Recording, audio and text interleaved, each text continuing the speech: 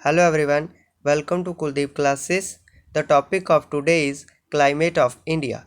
This topic is most important for all exams, चाहे वो state level के हों, चाहे वो अक्रॉस इंडिया जितने भी एग्ज़ाम्स हों, सभी के लिए ये टॉपिक जो है वो इम्पॉर्टेंट है। और मैं आपको बता दूं कि जेके एसएसबी के जितने भी अपकमिंग एग्ज़ाम हैं सभी में ये टॉपिक जो है वो लिस्टेड है।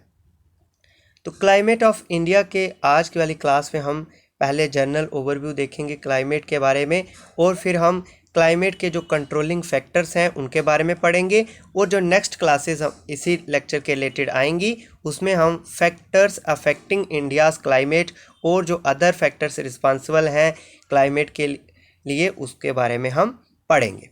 तो फर्स्ट ऑफ ऑल सबसे पहले जो आपको पता होना चाहिए कि क्लाइमेट और वेदर के बीच में क्या डिफरेंस है। What is the difference between climate and weather. तो सबसे पहले हम समझते हैं कि क्लाइमेट और वेदर के बीच में क्या डिफरेंस है। तो अगर हम बात करें क्लाइमेट की, तो क्लाइमेट जो है वो रेफ़र करता है sum total of the weather condition and variation over a large area. एक बड़े एरिया के ऊपर जो वेदर कंडीशन होगी और एक बड़े लॉन्ग पीरियड ऑफ टाइम के लिए जो वहाँ पे वेदर कंडीशन रहेगी उसको हम बोलेंगे क्लाइमेट। यानी लगभग जो है 30 साल से ज़्यादा टाइम जो है वो अगर हम वेदर काउंट करते हैं, अगर हम 30 साल से ज़्यादा का वेदर देखते हैं या एक बहुत बड़े एरिया और बहुत ज़्यादा टाइम के लिए जो वेदर देखते हैं हम उसको हम क्लाइमेट बोलते हैं। तो सिंपली अगर हम वेदर की बात करें तो वेदर जो है वो स्टेट ऑफ एटमॉस्फेयर रेफ़र करता है किसी भी पॉइंट ऑफ टाइम पे और किसी पर्टिकुलर एरिया के लिए। ठीक है, किसी पर्टिकुलर एरिया का वेदर कैसा है और वहाँ की किस पॉइंट ऑफ टाइम पे यानी दिन पे कैसा है, रात को कैसा है, उस टर्म को हम बोलते हैं वेदर कि ओके। नेक्स्ट जो वेदर और क्लाइमेट हैं, ये जो एलिमेंट्स हैं वेदर और क्लाइमेट ये ऑलमोस्ट सेम ही हैं, क्योंकि क्लाइमेट भी वेदर ही है, लेकिन क्लाइमेट का डिफरेंस वेदर से यही है कि क्लाइमेट जो है वो एक बड़े एरिया का और एक बड़े टाइम पीरियड का देखा जाता है, और वेदर जो है वो डे का अलग होता है, रात का अलग हो सकता है, point of time different point of time पे देखा जाता है और एक पर्टिकुलर एरिया का होता है। ठीक है, तो अब क्या क्या एलिमेंट्स हैं जो वेदर और क्लाइमेट के को अफेक्ट करते हैं, जैसे टेम्परेचर हो गया, atmospheric pressure, wind, humidity and precipitation. अब यहाँ पे दो टर्म्स हैं, humidity and precipitation. What is this meaning? तो मीनिंग ऑफ ह्यूमिडिटी का मीनिंग होता है कि हमारी विंड में कितना मॉइस्चर है, जो कंटेंट है मॉइस्चर का विंड में, that is known as the humidity. ठीक है, the amount of moisture present in the air is known as the humidity. And precipitation का मीनिंग है जब हमारी एवापोरेशन होती है, जब वाटर की एवापोरेशन होती है तो जो वाटर वेपर्स होते हैं जो वो कंडेंस हो जाते हैं, तो after the condensation of water vapours वो प्रेसिपिटेशन फॉर्म में अर्थ पे आते हैं। तो अब वो प्रेसिपिटेशन भी हमारी डिफरेंट टाइप्स में हो सकती है। प्रेसिपिटेशन रेन्स की फॉर्म में हो सकती है, हेल्स की फॉर्म में हो सकती है, स्लीट की फॉर्म में हो सकती है। ठीक है, तो सिंपली जो वेपर्स वाटर के वेपराइजेशन होती है वाटर की, तो जो वेपर्स होते हैं जब उनकी कंडेंसेशन होती है तो फिर बनते हैं प्रेसिपिटेशन। ठीक है, फिर होती है प्रेसिपिटेशन, वही प्रेसिपिटेशन जो है वो रेन की फॉर्म में, स्लेट की फॉर्म में और हेल की फॉर्म में अर्थ पे आके गिरती है। ठीक है,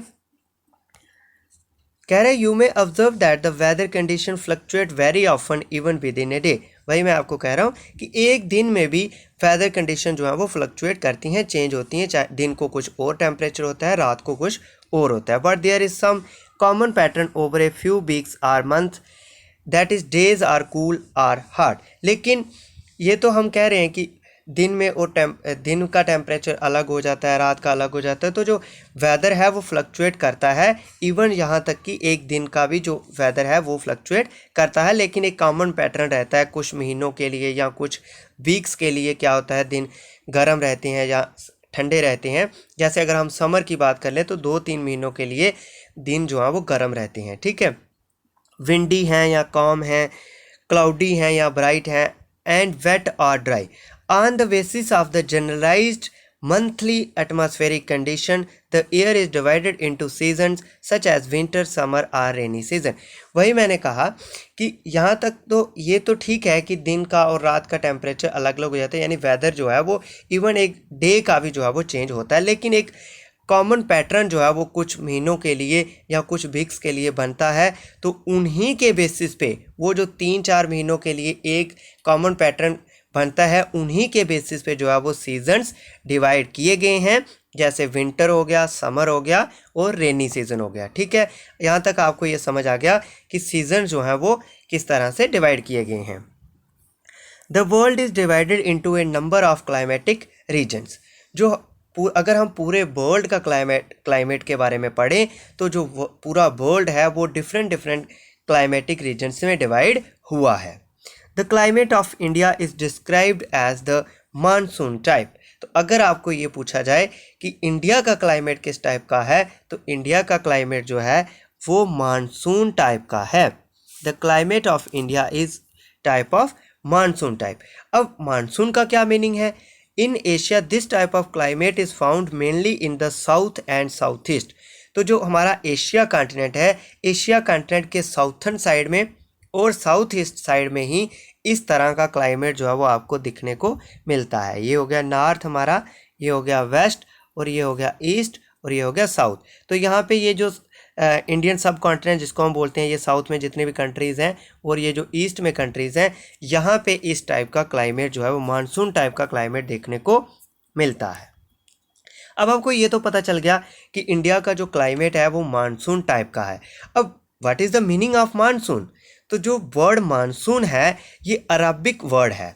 अरबिक वर्ड क्यों है? क्योंकि अरब जो थे, जब हमारे एंशिएंट टाइम में अरब जो है वो हमारी इंडिया में आया करते थे ट्रेड्स करने के लिए, तो वो बाय शिप्स आते थे। तो बाय शिप्स उनको ये जो बहुत सहायता मिलती थी जब ये सीज़न आता था हमारा, जब विंड्स का रिवर्सल होता था, यानी विंड्स जो है वो रिवर्स डायरेक्शन में मूव करती थी, तो उनको बहुत आसानी हो जाती थी इंडिया में आने के लिए। तो फिर उन्होंने ही अरब्स के लोगों ने, जो ट्रेड्समैन थे, उन्होंने इस क्लाइमेट का नाम ही मानसून टाइप क्लाइमेट रख दिया। तो इसीलिए ये जो मानसून बर्ड है वो एक अरबिक बर्ड है। ठीक है, और अरबिक बर्ड, इस अरबिक बर्ड मौसम, अरब में इसका कौन सा बर्ड है? मौसम। और इसका मीनिंग क्या है? इसका मीनिंग है लिटरली मीन्स सीजन। और ये मानसून बर्ड जो है वो रेफर करता है reversal of the wind direction, यानी इस जब ये सीज़न आता है हमारा तो विंड डायरेक्शन, विंड की जो डायरेक्शन है वो रिवर्स में हो जाती है, यानी उल्टी डायरेक्शन में विंड चलना स्टार्ट हो जाती है। जैसे अगर विंड जो है वो लैंड से समुंदर की तरफ चल रही हैं, तो जब मानसून आती हैं तो समुंदर से लैंड की तरफ चलनी शुरू हो जाती हैं। तो इसीलिए ये जो मानसून बर्ड है इसका मीनिंग हो गया reversal of the wind direction. ठीक है, monsoon refer to the seasonal reversal in the wind direction during a year. भाई मैंने आपको बताया कि मानसून जो है वो इसका मीनिंग है कि सीजनल, इसमें इस सीजन में जो विंड्स हैं उनकी डायरेक्शन रिवर्स हो जाती है। Despite an overall unity in the general pattern, there are perspectival regional variations in climatic condition within the country. Overall अगर हम कहें तो इंडिया का जो क्लाइमेट है उसको हम ओवरऑल तो कह रहे हैं कि मानसून टाइप का क्लाइमेट है, लेकिन अगर हम रीजन्स के हिसाब से देखें तो रीजनल वेरिएशन जो है वो इंडिया के क्लाइमेट में बहुत सारी हैं। तो अब मैं आपको बताता हूँ कि कौन कौन सी वेरिएशन है और कहाँ कहाँ कैसा कैसा क्लाइमेट जो है वो इंडिया में भी होता है। Okay, let us take 2 important elements. तो अब मैं क्लाइमेट की जो वेरिएशन है वो 2 एलिमेंट्स के बेसिस पे लेता हूँ। टेम्परेचर और प्रेसिपिटेशन के हिसाब से मैं आपको समझाता हूँ कि इंडिया का जो क्लाइमेट है वो कैसे वेरी करता है। और ये जो टेम्परेचर और प्रेसिपिटेशन है ये सीज़न, प्लेस टू प्लेस और सीज़न टू सीज़न जो है वो वेरी करती है। इन समर, अगर हम समर की बात करें, गर्मियों की बात करें, तो जो अगर हम राजस्थान के डेजर्ट वाले एरिया में चले जाएं, जो ग्रेट इंडियन डेजर्ट जिसको हम थार डेजर्ट भी बोलते हैं, तो वहाँ का जो समर का टेम्परेचर है वो 50 डिग्री सेल्सियस के पास जो है वो गर्मियों में पहुँच जाता है। और अगर हम अपनी जम्मू कश्मीर यूटी की बात करें तो जम्मू कश्मीर यूटी का जो वन ऑफ द कूल्डेस्ट प्लेस है पहलगाम अनंतनाग डिस्ट्रिक्ट में, वो एक वन ऑफ द कूल्डेस्ट प्लेस है जम्मू एंड कश्मीर यूटी का। ठीक है, पहलगाम जम्मू एंड कश्मीर यूटी में अनंतनाग डिस्ट्रिक्ट में आता है और ये one of the coldest place है इन जम्मू एंड कश्मीर यूटी में। और यहाँ का जो टेम्परेचर है समर में, गर्मियों में यहाँ का जो टेम्परेचर है वो 20 डिग्री सेल्सियस होता है। ठीक है, देख यहाँ से आप क्लियरली देख सकते हैं कि कितना टेम्परेचर जो है वो वेरी कर रहा है। और अगर हम विंटर की बात करें तो टेम्परेचर जो द्रास, अब द्रास जो है पहले जब हमारी जम्मू एंड कश्मीर स्टेट हुआ करती थी तो द्रास जो है वो हम जम्मू कश्मीर स्टेट में बोलते थे, लेकिन अब ये जो द्रास है, जब हमारी जम्मू एंड कश्मीर स्टेट की डीलिमिनेशन होने के बाद जम्मू कश्मीर जो है वो अलग यूटी है और लद्दाख एक अलग यूटी है, तो ये द्रास जो है वो लद्दाख यूटी में आता है। अब लद्दाख यूटी में कहाँ पे है, तो लद्दाख यूटी की 2 डिस्ट्रिक्ट्स हैं, लेह और करगिल, और करगिल डिस्ट्रिक्ट की 4 डिवीजन्स हैं। करगिल डिस्ट्रिक्ट की 4 डिवीज़न में से एक डिवीज़न जो है वो द्रास रीजन है। और जो कूल्डेस्ट प्लेस है इंडिया की, जो है वो कूल्डेस्ट प्लेस है, यहाँ का टेम्परेचर जो है वो -45 डिग्री सेल्सियस जो है वो सर्दियों में होता है। और अगर हम केरला की कैपिटल जो थिरुवनंतपुरम की बात करें तो वहाँ का जो टेम्परेचर है वो 22 डिग्री सेल्सियस जो है वो सर्दियों को भी रहता है। ये मैं आपको आगे बताऊँगा कि जो कोस्टल एरियाज़ हैं हमारे, यानी जो हमारा पेनिनसुलर प्लेट्यू है, वहाँ के जो कोस्टल एरियाज़ हैं, पेनिनसुलर प्लेट्यू के सेंटर में नहीं, कोस्टल एरियाज़ का जो टेम्परेचर है वो इतना ज़्यादा वेरी नहीं करता है, यानी जितना दिन को होगा लगभग 1 या 2 डिग्री टेम्परेचर या 3 डिग्री टेम्परेचर का फ़र्क पड़ सकता है। आलमोस्ट जो है वो दिन और रात का टेम्परेचर इतना ज़्यादा वेरी नहीं करता है कोस्टल एरियाज़ में। In certain places there is a wide difference between day and night temperature. In the Thar desert the day temperature may rise to 50 degrees Celsius and drop down to near 15 degrees Celsius the same night. वही मैं कह रहा हूँ कि कुछ ऐसी places हैं जहाँ पे दिन और रात का टेम्परेचर जो है वो बहुत ज़्यादा वेरी करता है, और कुछ ऐसी प्लेसेस हैं इंडिया में जहाँ पे दिन और रात का टेम्परेचर जो है वो इतना ज़्यादा वेरी नहीं करता है। जैसे अगर हम ग्रेट इंडियन डेजर्ट की बात करें तो वहाँ पे 15 डिग्री सेल्सियस अगर दिन को टेम्परेचर होता है गर्मियों में, तो रात को 15 डिग्री सेल्सियस टेम्परेचर हो जाता है, यानी रातें जो है वो बहुत ठंडी और दिन जो है वो बहुत गर्म होते हैं समर में राजस्थान में। ओके, और अगर उसी दूसरी तरफ अगर हम बात करें कोस्टल एरियाज़ की, या अंडमान एंड निकोबार आइलैंड की बात करें, या केरला की बात करें, जो कोस्टल एरियाज़ हैं हमारे, वहाँ पे जो है वो नाइट और डे का टेम्परेचर इतना ज़्यादा वेरी नहीं करता है, लगभग 1-2 डिग्री वेरी कर सकता है, इससे ज़्यादा नहीं करता है। ठीक है, let us now look at, अब मैंने आपको टेम्परेचर की वेरिएशन जो हमारे इंडिया में रीजन वाइज रीजन जो टेम्परेचर की वेरिएशन है वो मैंने आपको समझा दी। और अगर हम प्रेसिपिटेशन की बात करें तो जब भी मैं प्रेसिपिटेशन की बात करूं तो उसका मीनिंग है प्रेसिपिटेशन रेन की फॉर्म में हो सकती है, स्नो की फॉर्म में हो सकती है, हेल्स की फॉर्म में हो सकती है, स्लेट की फॉर्म में हो सकती है। ठीक है, तो अगर हम प्रेसिपिटेशन के हिसाब से देखें तो प्रेसिपिटेशन के हिसाब से क्या वेरिएशन आएंगी, तो सबसे ज़्यादा अगर हम बारिश की बात करें, there are variation not only in the form of types of precipitation but also in its amount and the seasonal distribution। सिर्फ प्रेसिपिटेशन के हिसाब से वेरिएशन नहीं है, बल्कि कि कितनी प्रेसिपिटेशन होती है, सीज़न वाइज सीज़न कहाँ पे ज़्यादा होती है, कहाँ पे कम होती है, उसके बेसिस पे भी वेरिएशंस आती हैं। Well, precipitation is mostly in the form of snowfall in the upper parts of, अगर हम हिमालयाज़ के अपर पार्ट्स पे चले जाएं, यानी सम हायर अल्टीट्यूड पे चले जाएं, तो हिमालयाज़ में जो प्रेसिपिटेशन होती है वो स्नो की फॉर्म में होती है, और हिमालयाज़ के बजाय जो बाकी हमारा इंडिया का रीजन है वहाँ पे प्रेसिपिटेशन जो है वो रेन की फॉर्म में होती है। The annual precipitation varies from over 400 centimetre in the Meghalaya to less than 100 centimetre in Ladakh, 10 centimetre in Ladakh and western Rajasthan. तो यहाँ पे एक मोस्ट इम्पॉर्टेंट पॉइंट आता है कि सबसे ज़्यादा बारिश पूरे वर्ल्ड में सबसे ज़्यादा बारिश कहाँ पे होती है, तो माइसन राम जगह है मेघालय स्टेट में।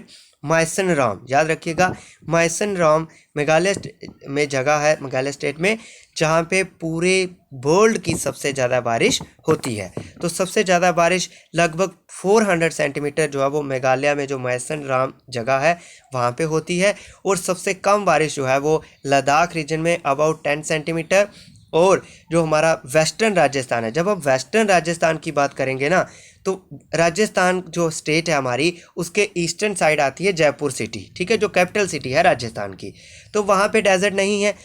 वेस्टर्न साइड पे राजस्थान जो स्टेट है उसके वेस्टर्न साइड पे हमारा ग्रेट इंडियन डेजर्ट है, जिसको थार डेजर्ट बोलते हैं।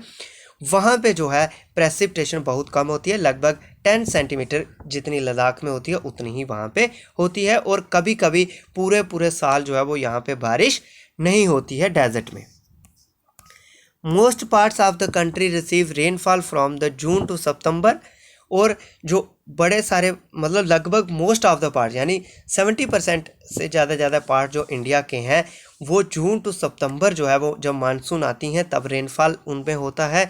लेकिन कुछ पार्ट्स हैं जैसे तमिलनाडु हो गया, तमिलनाडु की कोस्ट जो साउथर्न स्टेट्स है हमारी, वहाँ पे जो रेनफॉल होता है वो रीट्रीटिंग विंड से होता है। यानी ये जब हमारी ये जो मानसून विंड्स जब हमारी मानसून विंड्स वापस जाती हैं, यानी जब लैंड की तरफ से समुंदर की तरफ वापस विंड्स जाती हैं, रिवर्स डायरेक्शन में वापस जाती हैं, तब यहाँ पे रेनफॉल होता है साउथर्न स्टेट में, तमिलनाडु फॉर एग्जांपल तमिलनाडु में, ठीक है। तो कब होता है? अक्टूबर टू नवंबर। यहाँ पे जो मानसून विंड्स हैं उनसे भी रेनफॉल होता है, लेकिन उतना ज़्यादा नहीं होता है जितना कि बाकी हमारी अपर स्टेट्स में होता है। तो यहाँ पे जो ज़्यादा रेनफॉल होता है वो अक्टूबर टू नवंबर होता है। ये कौन सी विंड से होता है? ये जो हमारी रिवर्स विंड्स होती हैं, यानी रीट्रीटिंग विंड्स जो वापस जाती हैं हमारी नॉर्थन हिमालय से टकरा करके वापस जब जाती हैं, जब हमारे यहाँ पे मानसून रेनी सीज़न ख़त्म होता है तो जब विंड्स वापस जाती हैं तो उनकी वजह से ही अक्टूबर और नवंबर में साउथर्न स्टेट में और बारिश होती है, ठीक है। ये आपको समझ आ गया प्रेसिपिटेशन की वेरिएशन। नेक्स्ट हम आगे बढ़ते हैं। In general coastal areas experience less contrast in temperature condition. वही मैंने आपको बताया कि जो कोस्टल एरियाज़ हैं वहाँ पे टेम्परेचर की इतनी ज़्यादा वेरिएशन नहीं आती है, जितना टेम्परेचर डे का होगा लगभग उतना ही दिन का होगा। और यहाँ पे दिन और रात का नहीं सिर्फ, बल्कि यहाँ पे सीज़न वाइज भी इतनी वेरिएशन नहीं आती है। ना यहाँ ज़्यादा ठंड होती है और ना ही यहाँ पे ज़्यादा गर्मी होती है। मॉडरेटिंग टेम्परेचर रहता है कोस्टल एरियाज़ में। Seasonal contrasts are more in the interior parts of the country. There is decrease in rainfall generally from east to west in the northern plains. तो जैसे मैंने आपको बताया कि अगर हम इंडिया की डायरेक्शंस मार्क करें तो ये हमारा हमारा इंडिया का मैप आ गया। तो यहाँ पे सबसे ज़्यादा ईस्टर्न में यहाँ पे हमारी मेघालय स्टेट आती है, तो यहाँ पे सबसे ज़्यादा रेनफॉल होता है। तो जैसे जैसे ईस्ट से हम वेस्टर्न की तरफ आते हैं तो यहाँ पे हमारा डेजर्ट आता है राजस्थान, तो यहाँ पे सबसे कम बारिशें होती हैं। तो कह रहा है कि ईस्टर्न साइड से वेस्टर्न साइड जो है, वेस्टर्न साइड की तरफ रेनफॉल जो है वो हमारा डिक्रीज करता है। There is decrease in the rainfall generally from east to west in the northern plains. These variations have given rise to variety in lives of people in terms of the food they eat, the clothes they wear and also the kind of houses they live in. कह रहे हैं ये जो variation है rainfall में, temperature में, reason to reason ये जो वेरिएशन है हमारी इंडिया में, इसकी वजह से लोगों का रहन सहन, लोगों का खाना पीना, लोगों का पहनावा, ये सब जो है वो डिफ़र करता है, ठीक है। उनके कपड़े डिफ़र करते हैं, उनकी फूड डिफ़र करती है और उनकी जो है वो लिविंग स्टेटस जो है वो भी डिफ़र करता है। ओके, अब हम पढ़ते हैं क्लाइमेटिक कंट्रोल्स। कौन कौन से फैक्टर्स हैं जो क्लाइमेट को कंट्रोल करते हैं।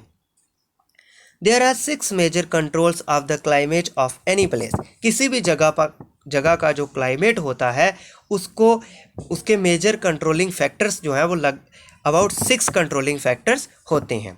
सबसे पहले लैटिट्यूड। लैटिट्यूड क्या होता है, जैसे मैंने आपको बताया था, ये हमारा जो ग्लोब है तो इसको ये हमारे सेंटर वाली जो हॉरिजॉन्टल लाइन है इसको हम इक्वेटर बोलते हैं, 0 डिग्री। तो ये जो हमारी हॉरिजॉन्टल लाइंस होती हैं, जो ट्रॉपिक ऑफ कैंसर होता है, ट्रॉपिक ऑफ कैप्रिकॉर्न होता है, ठीक है, आर्कटिक सर्कल होता है, एंटार्क्टिक सर्कल होता है, तो ये सारी हमारी लैटिट्यूड्स होते हैं, ठीक है, ये अर्थ में लैटिट्यूड्स होते हैं। तो कह रहे हैं कि सबसे पहला लैटिट्यूड अर्थ इक्वेटर के पास है या इक्वेटर के दूर है। अल्टीट्यूड हो गया हाइट, यानी मीन सी लेवल से कितनी ऊंचाई पे प्लेस है। प्रेशर, विंड सिस्टम, वहाँ पे विंड किस डायरेक्शन में चल रही हैं, सी से कितनी दूरी है, डिस्टेंस फ्रॉम द सी। कॉन्टिनेंटली, कॉन्टिनेंटली का मीनिंग होता है कि डिस्टेंस फ्रॉम द सी, समुंदर से जो दूरी इस प्लेस की समुंदर से कितनी दूरी है, that term is known as the continentality. Ocean currents, वहाँ पे जो ओशनिक करंट्स हैं वो वार्म करंट्स हैं, कूल्ड करंट्स हैं, किस टाइप की वहाँ पे करंट्स हैं।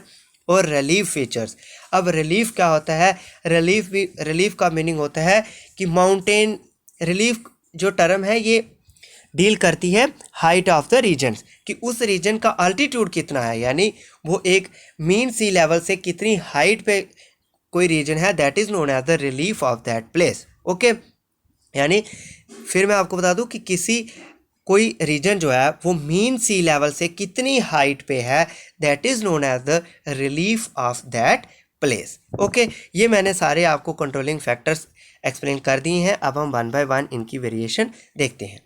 Due to the curvature of the earth, आपको पता है कि हमारे अर्थ जो है वो इस तरह से है, यानी हम बाहर हैं तो ये कर्व बनती जाती है। तो इस कर्वेचर ऑफ द अर्थ की वजह से the amount of solar energy received varies according to the latitude.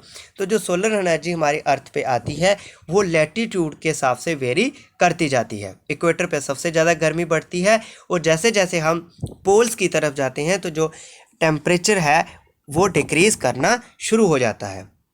As a result air temperature generally decreases from the equator towards the poles, ये मैंने आपको एक्सप्लेन कर दिया। As one goes from the surface of the earth to higher altitudes, और temperature जो है, एक तो आपको याद रखना है टेम्परेचर जो है वो इक्वेटर से पोल्स की तरफ डिक्रीज करता है, और टेम्परेचर जैसे जैसे हम हायर आल्टीट्यूड्स पे जाते जाएंगे, यानी सरफेस, लैंड सरफेस से माउंटेनियस रीजन की हाइट पे चलते जाएंगे, तो टेम्परेचर जो है वो डिक्रीज करता है। यानी यहाँ से आपको ये समझना है कि प्लेन एरिया में टेम्परेचर ज़्यादा होता है, और जैसे जैसे हम माउंटेन्स पे चढ़ते जाएंगे, हाइट पे चढ़ते जाएंगे, तो टेम्परेचर डिक्रीज़ करता जाएगा। और जहाँ पे हाई टेम्परेचर होगा वहाँ पे लो प्रेशर होगा, जहाँ पे हाई टेम्परेचर होगा वहाँ पे लो प्रेशर होगा, और यहाँ पे कम टेम्परेचर होगा, यानी जहाँ पे ठंड होगी वहाँ पे प्रेशर भी ज़्यादा होगा। और जहाँ पे प्रेशर ज़्यादा होगा, यानी जहाँ पे ठंड होगी, वहाँ का जो एटमॉस्फेयर है वो क्लियर होगा। ठीक है, जहाँ का जो वेदर है वो क्लियर वेदर होगा, क्लाउडी नहीं होगा। लेकिन जहाँ पे हीट होगी, यहाँ पे लो प्रेशर होगा, वहाँ पे इवेपोरेशन ज़्यादा होगी, और वहाँ का जो वेदर है वो क्लाउडी होगा। ठीक है, ये कुछ 3 चीज़ें आपको याद रखनी है, टेम्परेचर, प्रेशर, और ये जो टेम्परेचर हो गया, प्रेशर हो गया, और फिर वहाँ का वेदर कैसा होगा, तो मैंने आपको समझा दिया। प्लेन एरिया पे टेम्परेचर ज़्यादा होता है, माउंटेन एरिया में टेम्परेचर कम होता है, डिक्रीज़ कर जाता है। तो जहाँ पे हायर टेम्परेचर होता है वहाँ पे प्रेशर लो रहता है, और जहाँ पे लो टेम्परेचर होता है, यानी जहाँ पे ठंड होती है, वहाँ पे प्रेशर ज़्यादा होता है। जहाँ पे प्रेशर ज़्यादा होता है वहाँ पे मौसम जो है वो वहाँ का साफ़ मौसम होता है, क्लाउड्स नहीं होते हैं। लेकिन जहाँ का लो टेम्परेचर होता है वहाँ पे प्रेशर हाई टेम्परेचर होगा, प्रेशर लो होगा, इवेपोरेशन ज़्यादा होगी, और वहाँ पे क्लाउडी मौसम जो है वो रहेगा। Okay, the hills are therefore cooler during summers. The pressure and wind system of any area depend on the latitude and altitude of the place. Latitude क्या होते हैं मैंने आपको समझा दिया, altitude क्या होते हैं वो भी मैंने आपको समझा दिया। Thus it influences the temperature and rainfall. तो ये जो लैटिट्यूड हैं और आल्टीट्यूड हैं किसी प्लेस के, वो रेनफॉल पैटर्न और टेम्परेचर को वेरी करवाते हैं। ठीक है, the sea exerts a moderating influence on climate. तो जो सी है, सी का जो क्लाइमेट होता है वो एक मॉडरेटिंग क्लाइमेट होता है, यानी ना ही ज़्यादा गर्म और ना ही ज़्यादा ठंडा होता है, मॉडरेटिंग टेम्परेचर वहाँ पे रहता है। As the distance from the sea increasing its moderating influence decreases. और जैसे जैसे समुंदर से डिस्टेंस बढ़ता जाता है तो जो मॉडरेटिंग इन्फ्लुएंस है समुंदर का वो डिक्रीज़ करना शुरू हो जाता है, और टेम्परेचर में वेरिएशन जो है वो आना शुरू हो जाती है। This condition is known as the continentality, यानी जो डिस्टेंस समुंदर से बढ़ता जाता है, this term is known as the continentality. That is very hot during summers and very cool during winters. तो जो जैसे जैसे रीजन समुंदर से दूर होते जाते हैं, जो प्लेसेस समुंदर से दूर हैं, तो वहाँ पे समर में गर्मी ज़्यादा और सर्दियों में ठंड भी ज़्यादा होती है। Ocean currents along with on शोर विंड्स। अब यहाँ पे एक और टर्म आती है हमारी, ऑन शोर विंड्स एंड ऑफ शोर विंड्स। ठीक है, ऑन शोर विंड्स एंड ऑफ शोर विंड्स। तो मैं आपको बता दूं कि ऑनशोर विंड्स क्या होती हैं और ऑफशोर विंड्स क्या होती हैं। आपने कभी कहीं कहीं पढ़ा होगा, लिखा होता है ऑफशोर विंड्स, ठीक है। अब ऑनशोर विंड्स वो होती हैं जो लैंड की तरफ से समुंदर की तरफ चलती है, ठीक है। अब मैं आपको बताता हूँ विंड की नेमिंग कैसे होती है। जो विंड वेस्टर्न साइड से ईस्टर्न साइड की तरफ जाएंगी उन विंड्स को हम बोलते हैं वेस्टर्लीज, ठीक है। और जो ईस्टर्न साइड से आएंगी वेस्टर्न की तरफ उनको हम बोलते हैं ईस्टर्लीज। यानी जिस तरफ से विंड्स आती हैं उस तरफ, उस डायरेक्शन को ही हम विंड का नाम रख देते हैं। जो वेस्टर्न से विंड्स आएंगी उनको हम वेस्टर्लीज बोलेंगे, जो ईस्टर्न साइड से आएंगी विंड्स उनको हम ईस्टर्लीज बोलेंगे। और इसी तरह से जो लैंड से आएंगी, लैंड से समुंदर की तरफ चलेंगी उनको हम ऑनशोर विंड्स बोलेंगे। और जो समुंदर से लैंड की तरफ आएंगी उनको हम ऑफशोर विंड्स बोलेंगे, ठीक है। ऑफशोर मीनिंग समझते हो आप? जो लैंड का किनारा जिसको नहीं मिलता है उसको ऑफशोर वो होता है ऑफशोर, और ऑनशोर हो गया लैंड में, ठीक है। तो इसी तरह से जो लैंड की तरफ से समुंदर की तरफ जाएंगी हवाएं उनको हम ऑनशोर विंड्स बोलेंगे, और जो समुंदर से लैंड की तरफ आएंगी उनको हम ऑफशोर विंड्स बोलेंगे। तो इसमें आपको कन्फ्यूज़न नहीं होनी चाहिए। तो अब कह रहा है कि oceanic currents along with onshore winds, यानी ऑनशोर विंड्स कौन सी होगी? जो लैंड से समुंदर की तरफ चलती हैं, वो अफेक्ट करती हैं climate of the coastal areas. For example any coastal area with warm और cooled currents flowing part it will be warmed और cooled if the winds are onshore. अब मैं आपको बताता हूँ क्या कह रहा है। करंट्स जो है वो दो टाइप्स के होते हैं। जो इक्वेटर की तरफ से करंट्स चलते हैं, पहले मैं आपको करंट्स, ओशैनिक करंट्स बताता हूँ। तो ओशन में एक रिवर्स की तरह या स्ट्रीम्स की तरह जो पानी एक ही डायरेक्शन में फ्लो करता है उसको ओशैनिक करंट्स बोलते हैं, ठीक है। तो जो इक्वेटर पे ओशैनिक करंट्स होंगे वो गर्म ओशैनिक करंट्स होंगे, और जो पोल की तरफ से ओशैनिक करंट्स आएंगे वो ठंडे ओशैनिक करंट्स होंगे। ओशैनिक करंट्स हैं क्या? ये छोटी छोटी स्ट्रीम्स, रिवर्स जो ओशन में पानी की चलती रहती हैं एक ही पर्टिकुलर डायरेक्शन में, that is known as oceanic currents, ठीक है। तो जब विंड जो है वो लैंड से समुंदर की तरफ चलेंगी, कोस्टल एरियाज़ की तरफ, और वहाँ पे ओशैनिक करंट्स जो है वो ठंडे ओशैनिक करंट्स हैं यानी कूल्ड ओशैनिक करंट्स हैं या वार्म ओशैनिक करंट्स हैं, वो डिस्क्राइब करेंगे कि वहाँ का जो कोस्टल एरियाज़ का क्लाइमेट होगा वो वार्म होगा जहाँ कूल्ड होगा, ठीक है। ये आपको समझ आ गया कि वार्म और कूल्ड टेम्परेचर जो कोस्टल एरियाज़ का होगा वो किस पे डिपेंड करेगा? ऑनशोर विंड्स पे डिपेंड करेगा। और करंट्स कौन सी हैं, वार्म है या कूल्ड है, ओके। फाइनली अगर हम लास्ट में बात करें तो रिलीफ भी जो है वो एक बहुत ज़्यादा इंपॉर्टेंट रोल प्ले करता है determining the climate of a place, okay.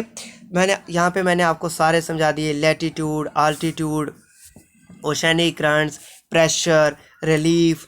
अब रिलीफ मैंने आपको पहले का समझाया है कि हाइट कितनी है उस जगह की, मीन सी लेवल से हाइट कितनी है, यानी वो माउंटेन रेंजर है यानी कितनी एल्टीट्यूड उसका कितना है, that is known as the relief of that place. तो किसी प्लेस का रिलीफ कितना है वो भी एक मेजर रोल प्ले करता है determining the climate of a place. High mountains act as a barriers for cold और हॉट विंड्स।